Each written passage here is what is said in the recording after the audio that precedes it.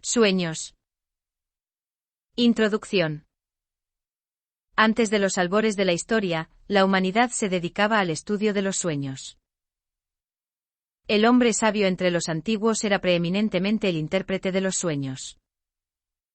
La capacidad de interpretar con éxito o plausiblemente fue el camino más rápido hacia el favor real, como José y Daniel encontraron que era. La falta de satisfacción a este respecto condujo al destierro de la corte o a la muerte. Cuando un erudito traduce laboriosamente una tablilla cuneiforme desenterrada de un montículo babilónico donde ha estado enterrada durante 5000 años o más, lo más probable es que resulte un tratado astrológico o un libro de sueños. Si es lo primero, lo miramos con cierta indulgencia, si este último con puro desprecio.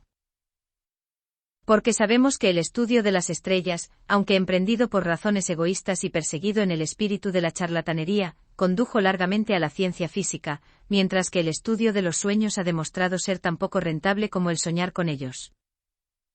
De la astrología surgió la astronomía. Fuera de la oneiromancia ha crecido nada. Eso al menos era sustancialmente cierto hasta principios del presente siglo. Los libros de sueños en todos los idiomas continuaron vendiéndose en ediciones baratas y los intérpretes de sueños hicieron una vida decente o, en todo caso, cómoda de las clases más pobres. Pero el psicólogo rara vez prestó atención a los sueños, excepto incidentalmente en su estudio de las imágenes, la asociación y la velocidad del pensamiento. Pero ahora ha llegado un cambio sobre el espíritu de los tiempos. El tema de la importancia de los sueños, ignorado durante tanto tiempo, se ha convertido de repente en una cuestión de estudio enérgico y de ardiente controversia en todo el mundo. La causa de este renacimiento del interés es el nuevo punto de vista presentado por el profesor Bergson en el documento que aquí se hace accesible al público lector de inglés.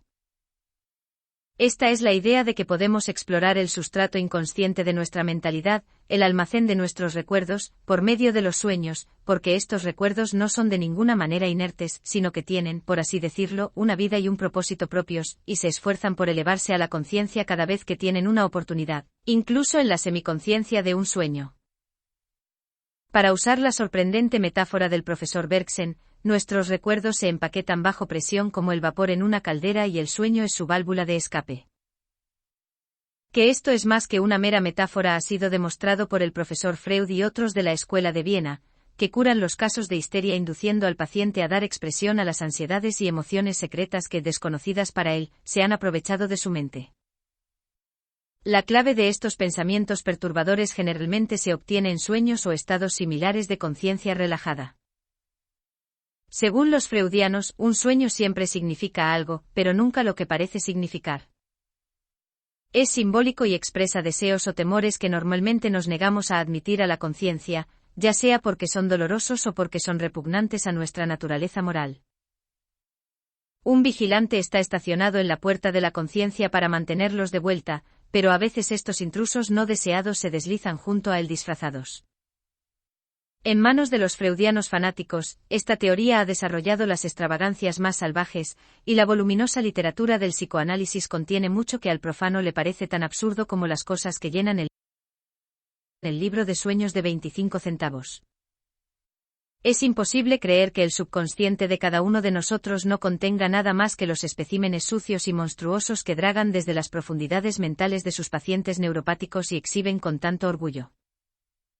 El punto de vista de Bergson me parece más cierto, ya que es ciertamente más agradable que mantengamos almacenados en algún lugar todos nuestros recuerdos, tanto lo bueno como lo malo, lo agradable junto con lo desagradable. Puede haber pesadillas en el sótano como pensábamos de niño, pero incluso en aquellos días sabíamos esquivarlas cuando íbamos tras las manzanas, es decir, baja una luz y cierra la puerta rápidamente al subir. Maeterlinck también conocía este truco de nuestra infancia. Cuando en la escena del Palacio de la Noche de su juego de hadas, el TYL desbloquea la jaula donde están confinadas las pesadillas y todas las demás imaginaciones malvadas, cierra la puerta a tiempo para mantenerlas dentro y luego abre otra revelando un hermoso jardín lleno de pájaros azules que, aunque se desvanecen y mueren cuando son llevados a la luz del día común, sin embargo, anímelo a continuar su búsqueda del pájaro azul que nunca se desvanece, sino que vive eternamente. La nueva ciencia de los sueños está dando un significado más profundo al deseo trillado de buenas noches y sueños agradables. Significa dulce cordura y salud mental, pensamientos puros y buena voluntad para todos los hombres.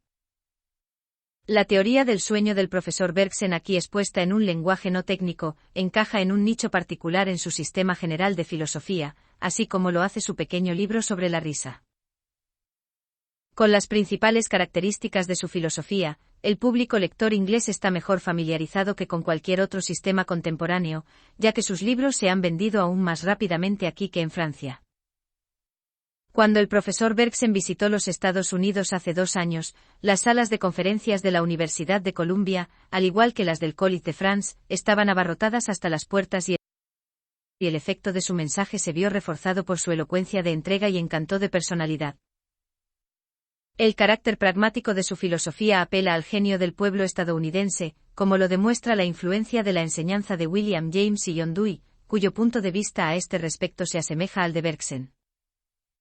Durante la presente generación la química y la biología han pasado de la etapa descriptiva a la creativa.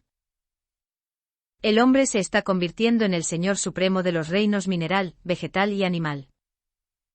Está aprendiendo a hacer gemas y perfumes, drogas y alimentos, para adaptarse a sus gustos, en lugar de depender de la generosidad casual de la naturaleza. Está empezando conscientemente a adaptar los medios a los fines y a planificar el futuro incluso en el campo de la política. Ha abierto el átomo y encuentra en él un microcosmos más complejo que el sistema solar.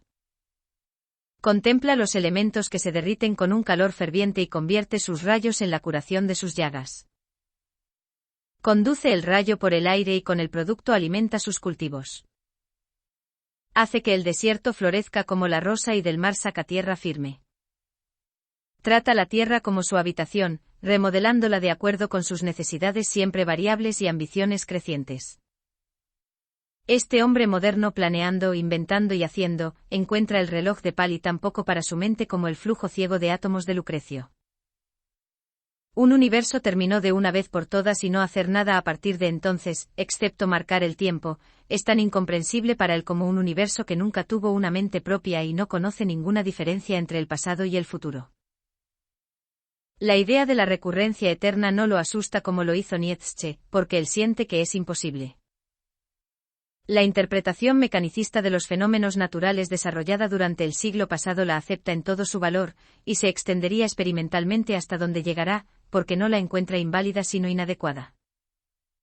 Para las mentes de este temperamento no es de extrañar que la evolución creativa de Bergson viniera con la fuerza de una inspiración.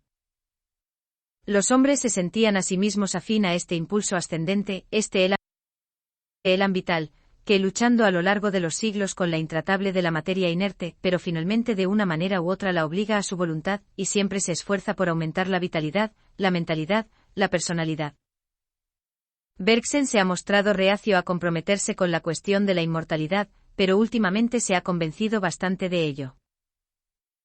Incluso llega a pensar que es posible que podamos encontrar evidencia experimental de persistencia personal después de la muerte. Esto al menos podríamos inferir de su reciente aceptación de la presidencia de la Sociedad Británica para la Investigación Psíquica. En su discurso de apertura ante la sociedad, el 28 de mayo de 1913, discutió la cuestión de la telepatía y, en ese sentido, explicó su teoría de la relación de la mente y el cerebro en el siguiente lenguaje. Cito del informe del London Times. El papel del cerebro es traer de vuelta el recuerdo de una acción, prolongar el recuerdo en los movimientos. Si uno pudiera ver todo lo que tiene lugar en el interior del cerebro, uno encontraría que lo que tiene lugar allí corresponde a una pequeña parte solo de la vida de la mente. El cerebro simplemente extrae de la vida de la mente lo que es capaz de representación en movimiento. La vida cerebral es para la vida mental lo que los movimientos de la batuta de un director son para la sinfonía. El cerebro, entonces, es aquel que permite que la mente se ajuste exactamente a las circunstancias. Es el órgano de atención a la vida. Si se desquicia, aunque sea ligeramente, la mente ya no se ajusta a las circunstancias, deambula, sueña. Muchas formas de alienación mental no son otra cosa Pero de esto resulta que uno de los papeles del cerebro es limitar la visión de la mente, hacer que su acción sea más eficaz.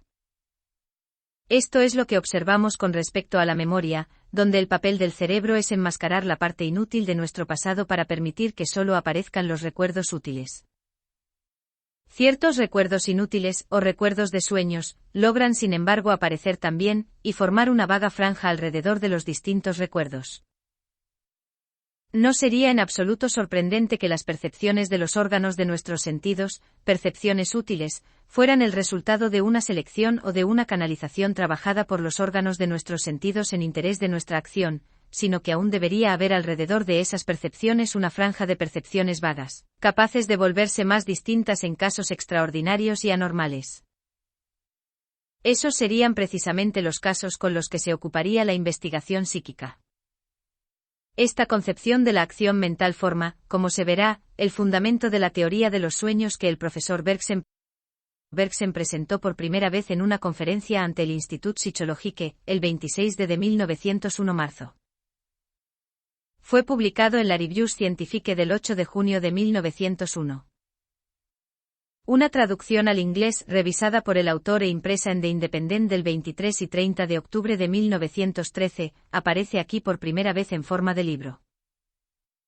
En este ensayo el profesor Bergson hizo varias contribuciones a nuestro conocimiento de los sueños. Demostró, en primer lugar, que soñar no es tan diferente al proceso ordinario de percepción como se había supuesto hasta ahora. Ambos utilizan impresiones sensoriales como material crudo para ser moldeado y definido por la ayuda de imágenes de memoria. Aquí también expuso la idea, que el que yo sepa, fue el primero en formular, de que el sueño es un estado de desinterés, una teoría que desde entonces ha sido adoptada por varios psicólogos. En este discurso también se puso en consideración por primera vez la idea de que el yo puede pasar por diferentes grados de tensión, una teoría a la que se hace referencia en su materia y memoria. Su principal interés para el lector en general radicará, sin embargo, en la explicación que le da de la causa de algunos de sus sueños familiares. Puede, por la práctica, convertirse en el intérprete de sus propias visiones y así llegar a comprender los caprichos de ese compañero misterioso e inseparable, su yo soñador. Edwin E. Slassen. Ciudad de Nueva York. 10 de febrero de 1914. Sueños. El tema que tengo que discutir aquí es tan complejo que plantea tantas preguntas de todo tipo, difíciles, oscuras, algunas psicológicas, otras fisiológicas y metafísicas, para ser tratado de una manera completa, requiere un desarrollo tan largo y tenemos tan poco espacio que le pediré permiso para prescindir de todo preámbulo, dejar de lado lo esencial e ir de inmediato al corazón de la cuestión. Un sueño es este. Percibo objetos y no hay nada allí. Veo hombres, parece que les hablo y escucho lo que responden, no hay nadie allí y no he hablado. Todo es como si las cosas reales y las personas reales estuvieran allí, entonces al despertar todo ha desaparecido, tanto las personas como las cosas. ¿Cómo sucede esto? Pero primero, ¿es cierto que no hay nada allí? Quiero decir, no se presenta un cierto material sensorial a nuestros ojos, a nuestros oídos, a nuestro tacto, etc., tanto durante el sueño como durante la vigilia. Cierra los ojos y mira atentamente lo que sucede en el campo de nuestra visión. Muchas personas interrogadas sobre este punto dirían que no pasa nada, que no ven nada. No es de extrañar esto, ya que una cierta cantidad de práctica es necesaria para poder observarse satisfactoriamente. Pero solo da el esfuerzo requerido de atención, y distinguirás, poco a poco, muchas cosas. Primero, en general, un fondo negro. Sobre este fondo negro ocasionalmente brillantes puntos que van y vienen, subiendo y bajando, lenta y tranquilamente. Más a menudo manchas de muchos colores, a veces muy aburridas, a veces, por el contrario, con ciertas personas, tan brillantes que la realidad no puede compararse con ella. Estas manchas se extienden y se encogen, cambiando de forma y color, desplazándose constantemente entre sí. A veces el cambio es lento y gradual, a veces de nuevo es un torbellino de rapidez vertiginosa. ¿De dónde viene toda esta fantasmagoría? Los fisiólogos y los psicólogos han estudiado este juego de colores.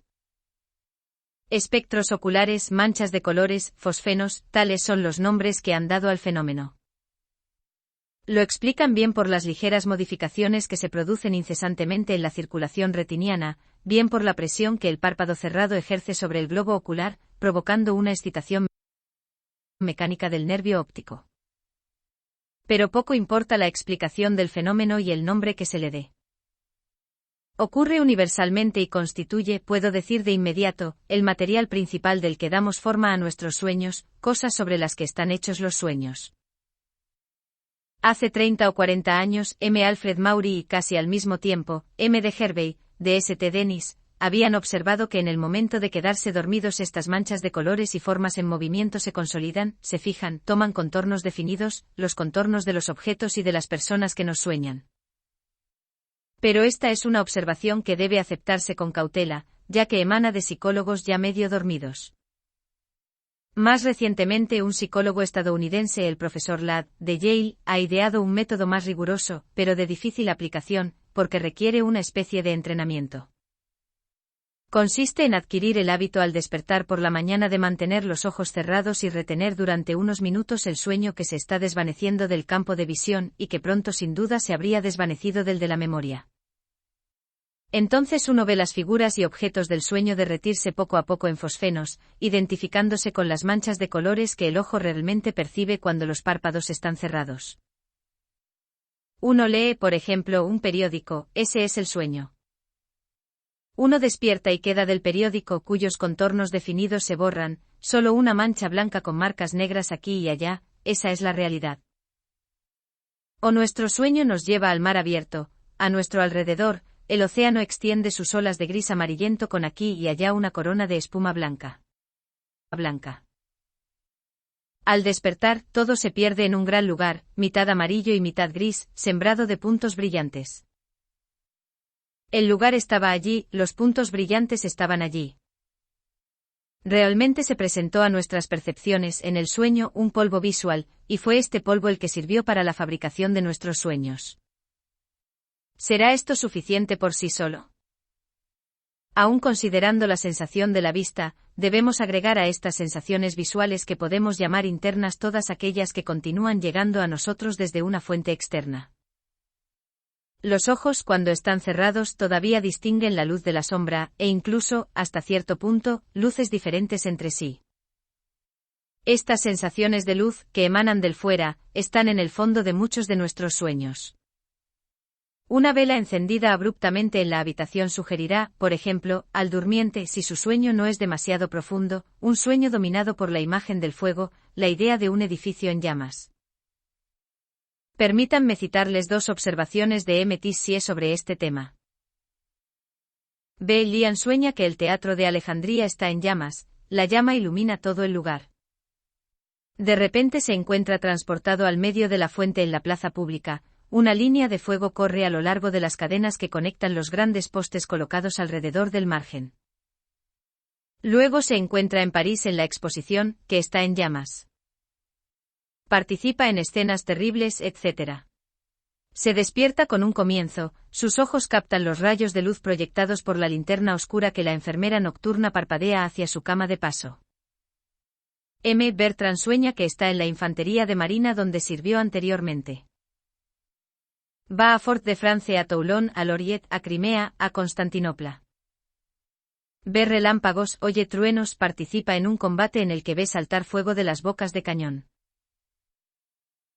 Se despierta con un comienzo. Al igual que B, fue despertado por un destello de luz proyectado desde la linterna oscura de la enfermera nocturna. Tales son a menudo los sueños provocados por una luz brillante y repentina. Muy diferentes son los que sugiere una luz suave y continua como la de la luna. A Krauss cuenta cómo un día al despertar percibió que estaba extendiendo su brazo hacia lo que en su sueño le parecía ser la imagen de una niña. Poco a poco esta imagen se fundió en la de la luna llena que lanzó sus rayos sobre él. Es curioso que se puedan citar otros ejemplos de sueños donde los rayos de la luna, acariciando los ojos del durmiente, evocaban ante él apariciones virginales. No podemos suponer que tal podría haber sido el origen en la antigüedad de la fábula de Endimión, Endimión el pastor, bañado en un sueño perpetuo, para quien la diosa Selene, es decir, la luna, está enamorada de amor mientras duerme? He hablado de sensaciones visuales. Ellos son los principales. Pero las sensaciones auditivas, sin embargo, juegan un papel. En primer lugar, el oído también tiene sus sensaciones internas, sensaciones de zumbido, de tintineo, de silbido, difíciles de aislar y de percibir mientras está despierto, pero que se distinguen claramente en el sueño. Además de eso, cuando estamos dormidos, escuchando sonidos externos. El crujido de los muebles, el crepitar del fuego, la lluvia golpeando contra la ventana, el viento tocando su escala cromática en la chimenea, tales son los sonidos que llegan al oído del durmiente y que el sueño convierte, según las circunstancias, en conversación, canto, llanto, música, etc. Las tijeras fueron golpeadas contra las pinzas en los oídos de Alfred Maury mientras dormía. Inmediatamente soñó que escuchó el Taksim y participó en los eventos de junio de 1848. Tales observaciones y experiencias son numerosas. Pero apresurémonos a decir que los sonidos no juegan en nuestros sueños un papel tan importante como los colores. Nuestros sueños son, sobre todo, visuales, e incluso más visuales de lo que pensamos. ¿A quién no le ha sucedido, como ha comentado M. Max Simon, hablar en un sueño con cierta persona, soñar toda una conversación, y luego, de repente, un fenómeno singular llama la atención del soñador? Percibe que no habla, que no ha hablado, que su interlocutor no ha pronunciado una sola palabra, que fue un simple intercambio de pensamientos entre ellos, una conversación muy clara, en la que sin embargo, no se ha escuchado nada. El fenómeno se explica con bastante facilidad. En general, es necesario que escuchemos sonidos en un sueño. De la nada no podemos hacer nada. Y cuando no se nos proporciona material sonórico, a un sueño le resultaría difícil fabricar sonoridad. Hay mucho más que decir sobre las sensaciones del tacto que sobre las del oído, pero debo apresurarme. Podríamos hablar durante horas sobre los fenómenos singulares que resultan de las sensaciones confusas del tacto durante el sueño. Estas sensaciones, mezclándose con las imágenes que ocupan nuestro campo visual, las modifican o las organizan a su manera. A menudo, en medio de la noche, el contacto de nuestro cuerpo con su ropa ligera se hace sentir de una vez y nos recuerda que estamos ligeramente vestidos. Entonces, si nuestro sueño es en este momento llevarnos por la calle, es en este sencillo atuendo que nos presentamos a la mirada de los transeúntes, sin que parezcan asombrarse por ello.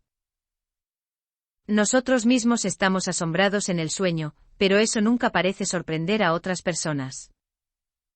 Cito este sueño porque es frecuente. Hay otro que muchos de nosotros debemos haber experimentado. Consiste en sentirse volando por el aire o flotando en el espacio. Una vez que haya tenido este sueño, uno puede estar bastante seguro de que reaparecerá, y cada vez que se repite el soñador razona de esta manera: he tenido antes en un sueño la ilusión de volar o flotar, pero esta vez es lo real. Ciertamente me ha demostrado que podemos liberarnos de la ley de la gravitación. Ahora, si te despiertas abruptamente de este sueño, puedes analizarlo sin dificultad, si lo emprendes de inmediato. Verás que sientes muy claramente que tus pies no están tocando la tierra.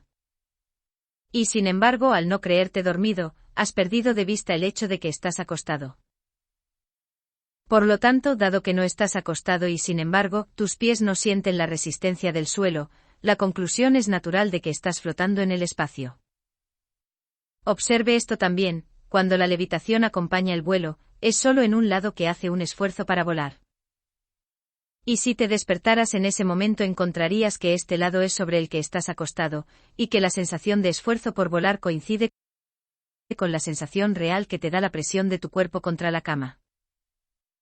Esta sensación de presión, disociada de su causa, se convierte en una pura y simple sensación de esfuerzo y, unida a la ilusión de flotar en el espacio, es suficiente para producir el sueño.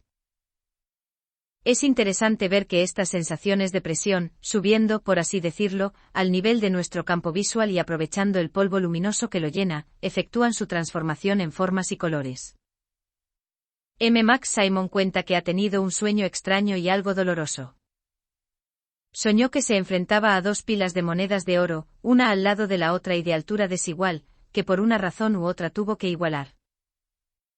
Pero no pudo lograrlo. Esto produjo una sensación de angustia extrema. Este sentimiento, creciendo momento a momento, finalmente lo despertó. Luego percibió que una de sus piernas estaba atrapada por los pliegues de la ropa de cama de tal manera que sus dos pies estaban en diferentes niveles y le era imposible unirlos. A partir de esto la sensación de desigualdad, haciendo una irrupción en el campo visual y encontrándose,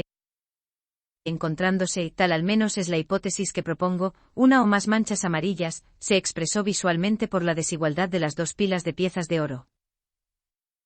Hay entonces inmanente en las sensaciones táctiles durante el sueño, una tendencia a visualizarse a sí mismos y entrar en esta forma en el sueño. Más importantes aún que las sensaciones táctiles, propiamente hablando, son las sensaciones que pertenecen a lo que a veces se llama tacto interno, sensaciones profundamente arraigadas que emanan de todos los puntos del organismo y, más particularmente, de las vísceras. Uno no puede imaginar el grado de nitidez, de agudeza, que se puede obtener durante el sueño por estas sensaciones interiores. Sin duda, ya existen también durante la vigilia. Pero entonces nos distraemos con la acción práctica. Vivimos fuera de nosotros mismos.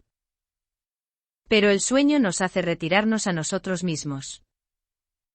Sucede con frecuencia que las personas sujetas a laringitis, amigdalitis, etc., sueñan que son atacadas por su afecto y experimentan un hormigueo desagradable en el costado de su garganta.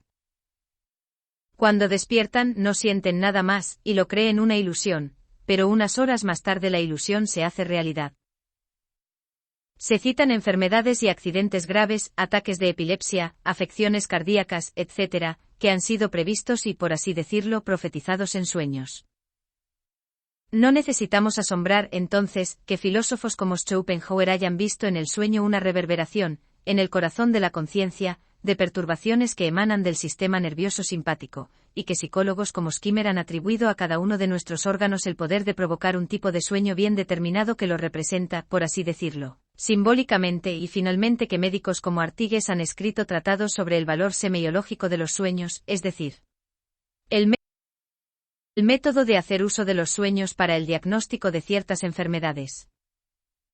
Más recientemente M. Tissier, de quien acabamos de hablar, ha demostrado cómo los sueños específicos están conectados con las afecciones del aparato digestivo, respiratorio y circulatorio.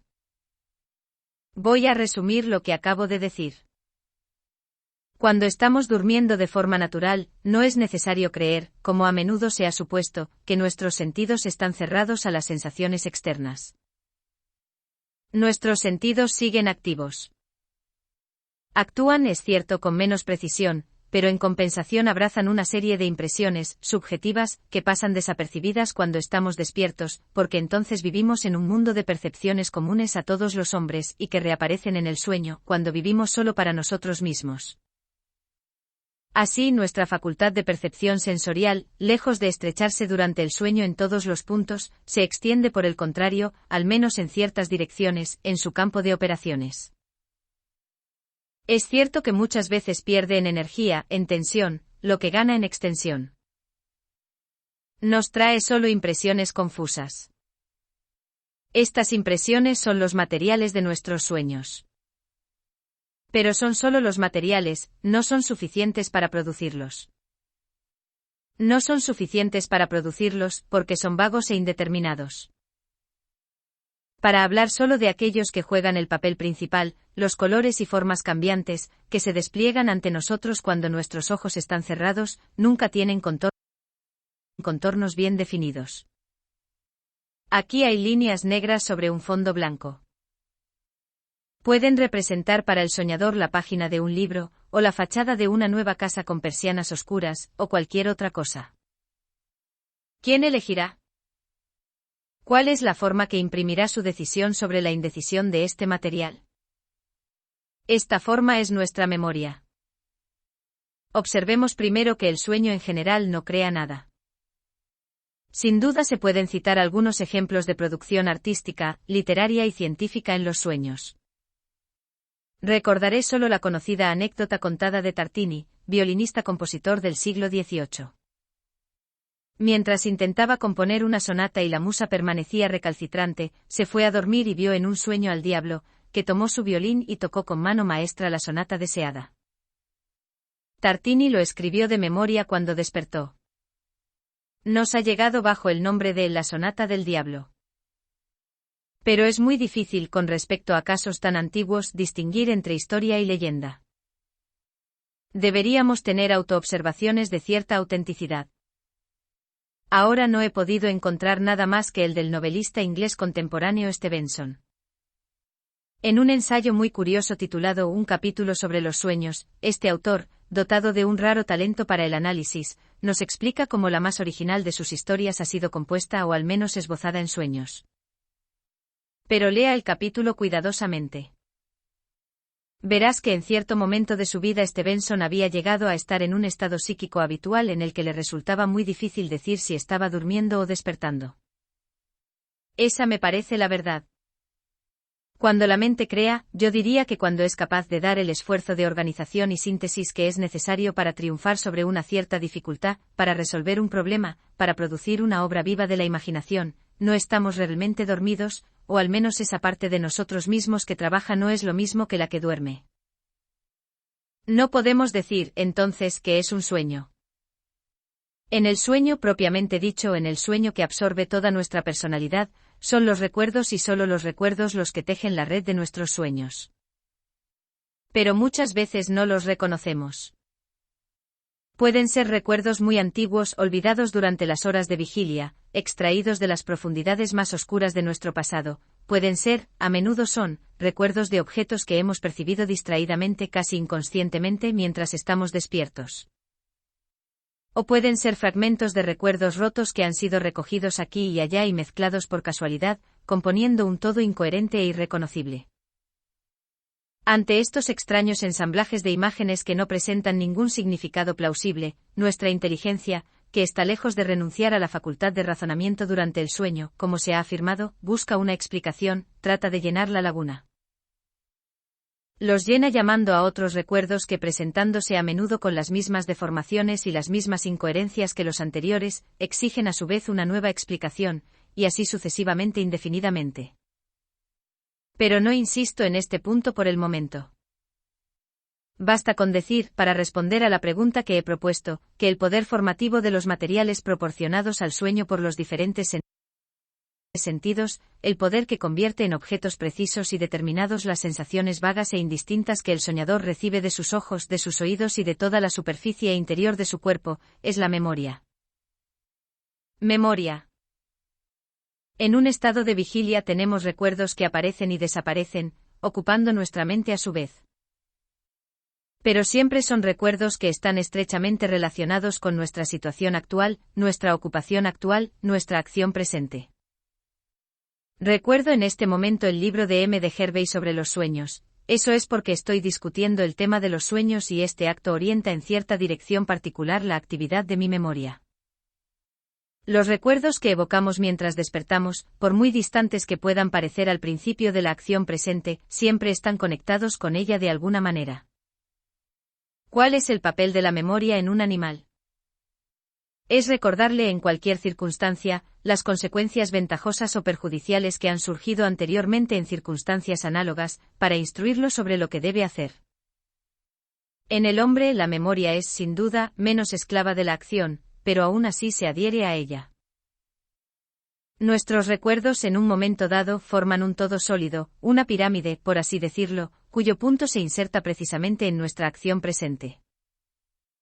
Pero detrás de los recuerdos que se refieren a nuestras ocupaciones y se revelan por medio de ella, hay otros, miles de otros, almacenados debajo de la escena iluminada por la conciencia. Sí, creo de hecho que toda nuestra vida pasada está allí, preservada incluso hasta los detalles más infinitesimales, y que no olvidamos nada, y que todo lo que hemos sentido, percibido, pensado, dispuesto, desde el primer despertar de nuestra conciencia, sobrevive indestructiblemente.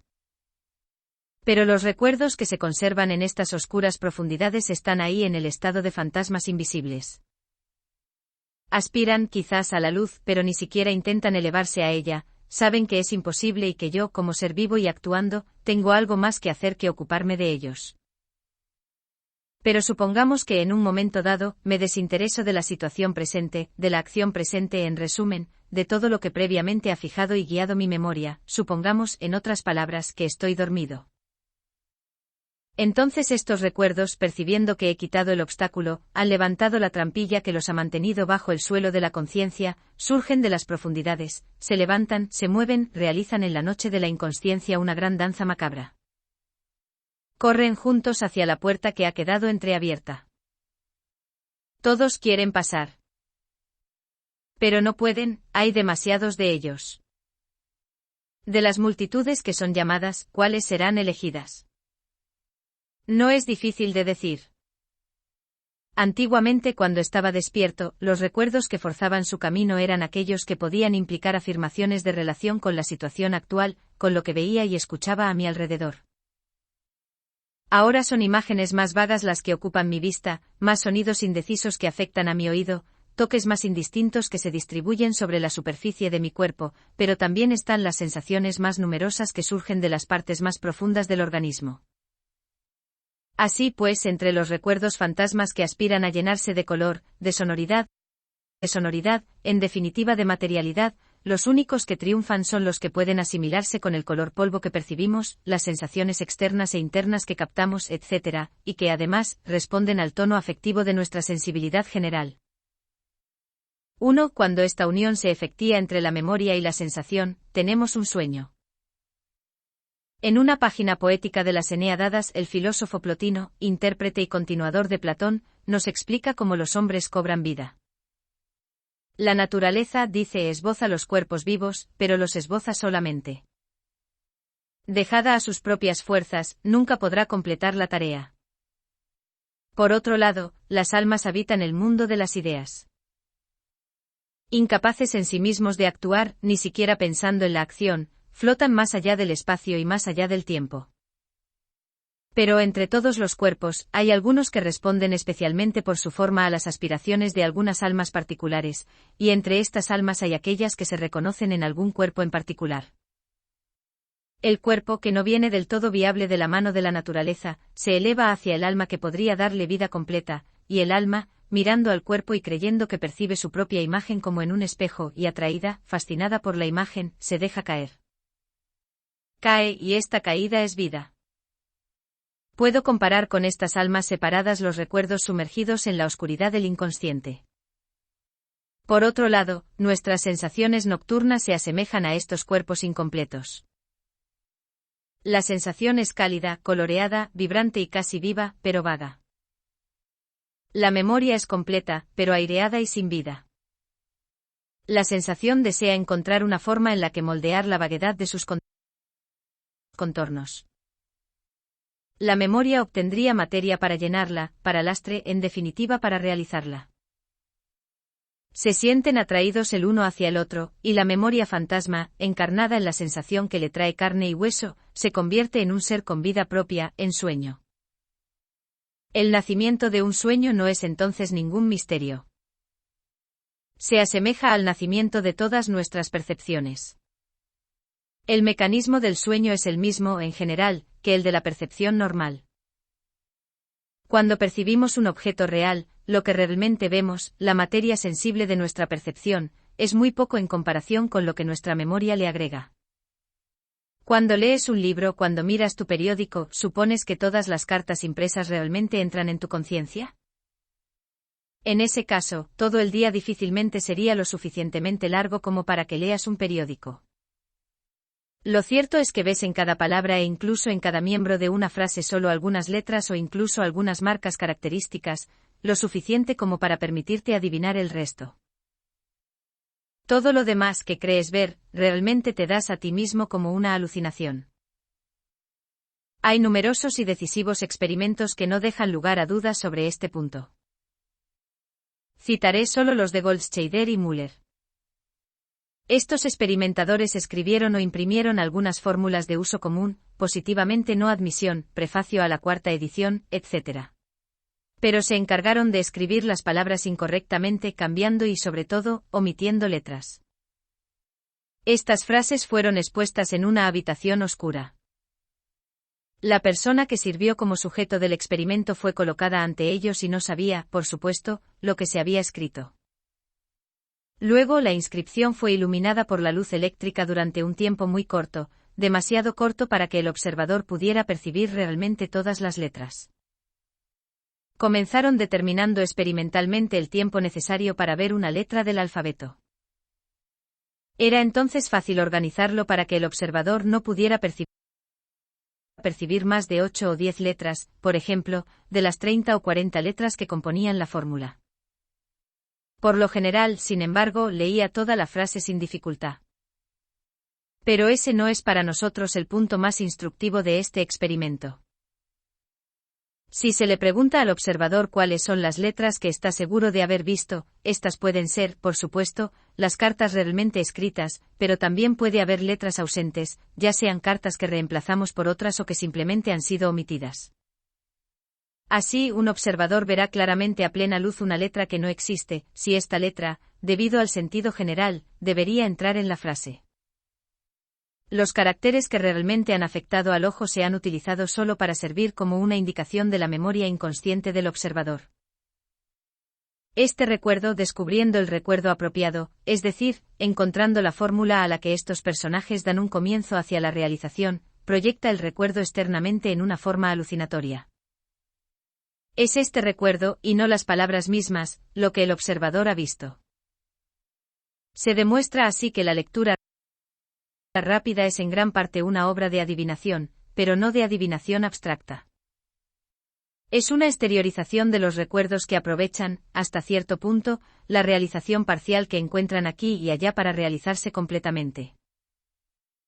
Por lo tanto, en el estado de vigilia y en el conocimiento que obtenemos de los objetos reales que nos rodean, continuamente se lleva a la marcha una operación que es de la misma naturaleza que la del sueño. Percibimos simplemente un boceto del objeto. Este boceto apela a la memoria completa, y esta memoria completa, que por sí misma era inconsciente o simplemente estaba en el estado de pensamiento, se beneficia de la ocasión de salir. Es este tipo de alucinación, insertada y encajada en un marco real, lo que percibimos. Es un proceso más corto, es mucho más rápido que ver la cosa en sí. Además, hay muchas observaciones interesantes que se deben hacer sobre la conducta y la actitud de las imágenes de memoria durante esta operación. No es necesario suponer que están en nuestra memoria en un estado de impresiones inertes. Son como el vapor en una caldera, bajo más o menos tensión. En el momento en que el boceto percibido los llama, es como si luego se agruparan en familias de acuerdo con su relación y semejanzas. Hay experimentos de Münsterberg, anteriores a los de Goldscheider y Müller, que me parecen confirmar esta hipótesis, aunque fueron hechos para un propósito muy diferente. Münsterberg escribió las palabras correctamente, además, no eran frases comunes, eran palabras aisladas tomadas por casualidad. Una vez más, la palabra fue expuesta durante el tiempo demasiado corto para que se percibió por completo. Ahora, mientras el observador miraba la palabra escrita, alguien le dijo al oído otra palabra de un significado muy diferente. Esto es lo que sucedió, el observador declaró que había visto una palabra que no era la palabra escrita, pero que se parecía a ella en su forma general, y que además recordaba, por su significado, la palabra que se le hablaba al oído. Por ejemplo, la palabra escrita era tumulto y la palabra hablada era ferrocarril. El observador leyó túnel. La palabra escrita era Trieste y la palabra hablada era la alemana, Verzweiflung, desesperación. El observador leyó Trost, que significa consuelo. Es como si la palabra ferrocarril, pronunciada en el oído, despertara, sin que lo sepamos, esperanzas de realización consciente en una multitud de recuerdos que tienen alguna relación con la idea de ferrocarril, automóvil, ferrocarril, viaje, etc. Pero esto es solo una esperanza, y el recuerdo que logra llegar a la conciencia es lo que la sensación realmente presente ya había comenzado a realizar. Tal es el mecanismo de la verdadera percepción, y tal es el del sueño. En ambos casos hay por un lado, impresiones reales hechas en los órganos de los sentidos, y en el otro recuerdos que se envuelven en la impresión y se benefician de su vitalidad para volver a la vida. Pero entonces, ¿cuál es la diferencia esencial entre percibir y soñar? ¿Qué es el sueño? No pregunto, por supuesto, cómo se puede explicar fisiológicamente el sueño. Esa es una pregunta especial, y además está lejos de resolverse. Pregunto qué es el sueño psicológicamente, porque nuestra mente continúa ejercitándose cuando estamos dormidos, y se ejercita como acabamos de ver en elementos análogos a los de la vigilia, en sensaciones y recuerdos, y también de manera análoga los combina. Sin embargo, tenemos por un lado la percepción normal, y por el otro el sueño. ¿Cuál es la diferencia, repito? ¿Cuáles son las características psicológicas del estado de sueño? Debemos desconfiar de las teorías. Hay muchos de ellos en este punto. Algunos dicen que el sueño consiste en aislarse del mundo externo, en cerrar los sentidos a las cosas externas. Pero hemos demostrado que nuestros sentidos continúan actuando durante el sueño, que nos proporcionan el contorno, o al menos el punto de partida, de la mayoría de nuestros sueños. Algunos dicen, irse a dormir es detener la acción de las facultades superiores de la mente, y hablan de una especie de parálisis momentánea de los centros superiores. No creo que esto sea mucho más exacto. En un sueño nos volvemos sin duda indiferentes a la lógica, pero no incapaces de la lógica. Hay sueños cuando razonamos con corrección e incluso con sutileza. Casi podría decir, a riesgo de parecer paradójico, que el error del soñador es a menudo razonar demasiado. Evitaría el absurdo si siguiera siendo un simple espectador de la procesión de imágenes que componen su sueño. Pero cuando desea fuertemente explicarlo, su explicación, destinada a unir imágenes incoherentes, no puede ser más que un razonamiento extraño que roza el absurdo. Reconozco, de hecho, que nuestras facultades intelectuales superiores se relajan en el sueño, que generalmente la lógica de un soñador es lo suficientemente débil, y a menudo se asemeja a una mera parodia de la lógica. Pero se podría decir que gran parte de todas nuestras facultades durante el sueño. No es entonces por la abolición del razonamiento como tampoco por el cierre de los sentidos, que caracterizamos el sueño. Algo más es esencial. Necesitamos algo más que teorías. Necesitamos un contacto íntimo con los hechos. Uno debe hacer el experimento decisivo sobre sí mismo. Es necesario que al salir de un sueño, ya que no podemos analizarnos a nosotros mismos en el sueño mismo, observemos la transición de dormir a despertar, seguir la transición lo más de cerca posible y tratar de expresar con palabras lo que experimentamos en este pasaje. Esto es muy difícil, pero se puede lograr forzando la atención. Permita, entonces, que el escritor tome un ejemplo de su propia experiencia personal y cuente un sueño reciente, así como lo que se logró al salir del sueño.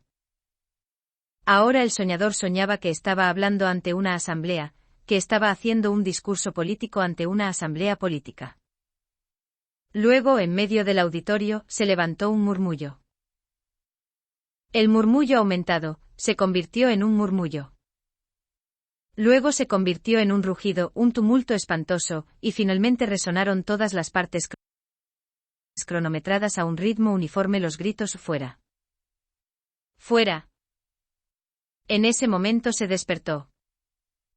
Un perro estaba en un jardín vecino, y con cada uno de sus wow-wows uno de los gritos de «fuera! ¡Fuera!». Parecía ser idéntico. Bueno, aquí estaba el momento infinitesimal que es necesario aprovechar. El ego despierto que acaba de reaparecer, debe volverse hacia el ego soñador, que todavía está allí, y al menos durante algunos instantes, sostenerlo sin dejarlo ir. Te he atrapado en eso. Pensaste que era una multitud gritando y era un perro ladrando. Ahora, no te dejaré ir hasta que me digas lo que estabas haciendo. A lo que el ego soñador respondería, no estaba haciendo nada, y aquí es justo donde tú y yo diferimos el uno del otro. ¿Te imaginas que para escuchar a un perro ladrar, y saber que es un perro que ladra, no tienes nada que hacer? Es un gran error. Realizas, sin sospecharlo, un esfuerzo considerable. Tomas toda tu memoria, toda tu experiencia acumulada, y traes esta formidable masa de recuerdos para converger en un solo punto, de tal manera que insertas exactamente en los sonidos que escuchaste que uno de tus recuerdos es el más capaz de adaptarse a él. No debes obtener una adherencia perfecta, porque entre el recuerdo que evocas y la sensación cruda que percibes no debe haber la menor discrepancia, de lo contrario, solo estarías soñando.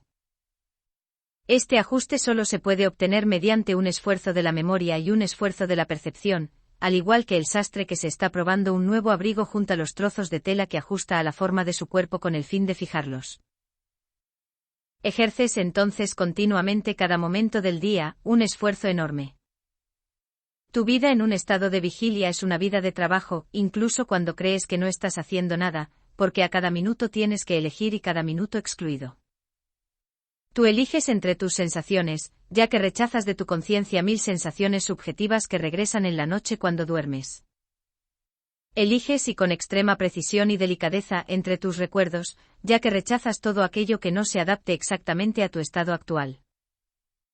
Esta elección que realizas continuamente esta adaptación, incesantemente renovada, es la primera y más esencial condición de lo que se llama sentido común. Pero todo esto te mantiene en un estado de tensión ininterrumpida. No lo sientes en este momento como tampoco sientes la presión de la atmósfera, pero te fatiga a largo plazo. El sentido común es muy fatigoso. Entonces, repito, difiero de ti precisamente en que no hago nada. El esfuerzo que das sin cesar simplemente me abstengo de dar. En lugar de apegarme a la vida, me desprendo de ella. Todo se ha vuelto indiferente para mí. Me he desinteresado en todo. Dormir es desinteresarse. Uno duerme hasta qué punto se vuelve desinteresado. Una madre que duerme al lado de su hijo no se agitará ante el sonido de un trueno, pero el suspiro del niño la despertará. ¿Realmente duerme con respecto a su hijo? No dormimos con respecto a lo que nos sigue interesando. ¿Me preguntas qué es lo que hago cuando sueño? Te diré lo que haces cuando estás despierto. Me tomas el yo de los sueños, yo la totalidad de tu pasado, y me obligas, haciéndome cada vez más pequeño, a encajar en el pequeño círculo que trazas alrededor de tu acción presente. Eso es lo que es estar despierto. Eso es lo que es vivir la vida psíquica normal. Esa la batalla. Esa voluntad.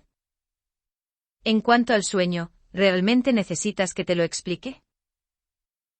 Es el estado en el que caes naturalmente cuando te dejas llevar, cuando ya no tienes el poder de concentrarte en un solo punto, cuando has dejado de querer.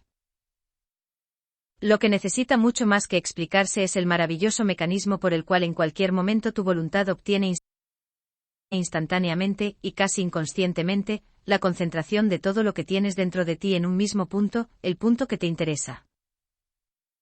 Pero explicar esto es la tarea de la psicología normal, de la psicología de la vigilia, porque querer y despertar son una y la misma cosa.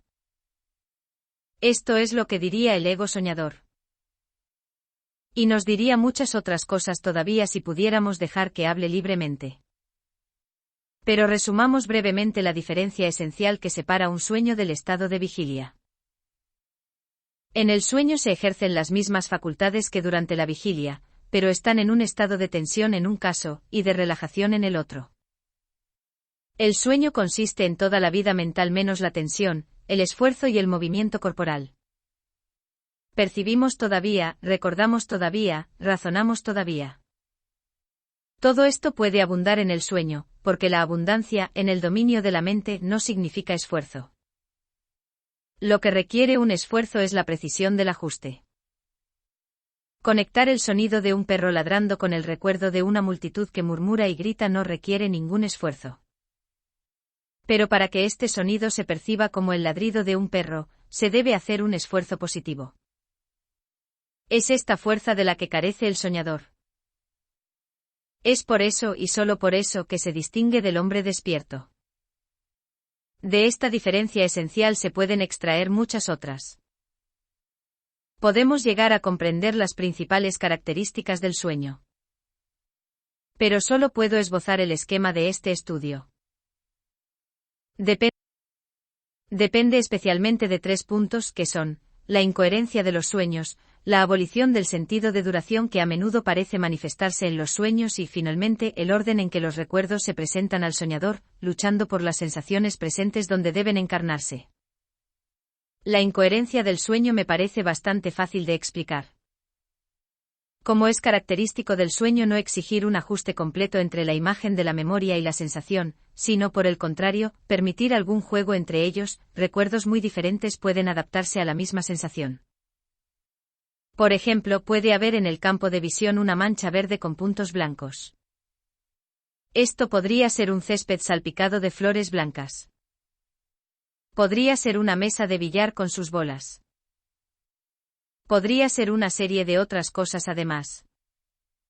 Estas diferentes imágenes de memoria, todas capaces de utilizar la misma sensación, la persiguen. A veces lo logran, uno tras otro. Y así el césped se convierte en una mesa de billar, y vemos estas transformaciones extraordinarias.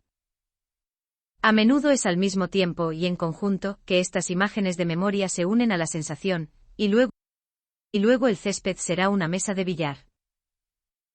De ahí vienen esos sueños absurdos donde un objeto permanece como está y al mismo tiempo se convierte en otra cosa. Como acabo de decir, la mente confrontada por estas visiones absurdas, busca una explicación y a menudo agrava la incoherencia. En cuanto a la abolición del sentido del tiempo en muchos de nuestros sueños, ese es otro efecto de la misma causa. En pocos segundos un sueño puede presentarnos una serie de acontecimientos que ocuparán, en estado de vigilia, días enteros. Ustedes conocen el ejemplo citado por M. Maury, se ha convertido en clásico, y aunque ha sido cuestionado últimamente, lo considero probable, debido a la gran cantidad de observaciones análogas que encontré dispersas a través de la literatura de los sueños. Pero esta precipitación de las imágenes no es en absoluto misteriosa. Cuando estamos despiertos vivimos una vida en común con nuestros semejantes. Nuestra atención a esta vida externa y social es el gran regulador de la sucesión de nuestros estados internos. Es como el volante de un reloj, que modera y corta en secciones regulares la tensión indivisa, casi instantánea, del resorte. Es este volante el que falta en el sueño. La aceleración no es más que la abundancia, un signo de fuerza en el dominio de la mente. Es, repito, la precisión del ajuste lo que requiere esfuerzo, y esto es exactamente lo que le falta al soñador. Ya no es capaz de esa atención a la vida que es necesaria para que lo interno pueda ser regulado por lo externo, y que la duración interna encaje exactamente en la duración general de las cosas. Queda ahora explicar cómo la relajación peculiar de la mente en el sueño explica la preferencia dada por el soñador a una imagen de memoria en lugar de otras, igualmente capaces de insertarse en las sensaciones reales. Existe un prejuicio actual en el sentido de que soñamos principalmente con los acontecimientos que nos han preocupado especialmente durante el día. Esto a veces es cierto. Pero cuando la vida psicológica del estado de vigilia se prolonga así en el sueño, es porque apenas dormimos.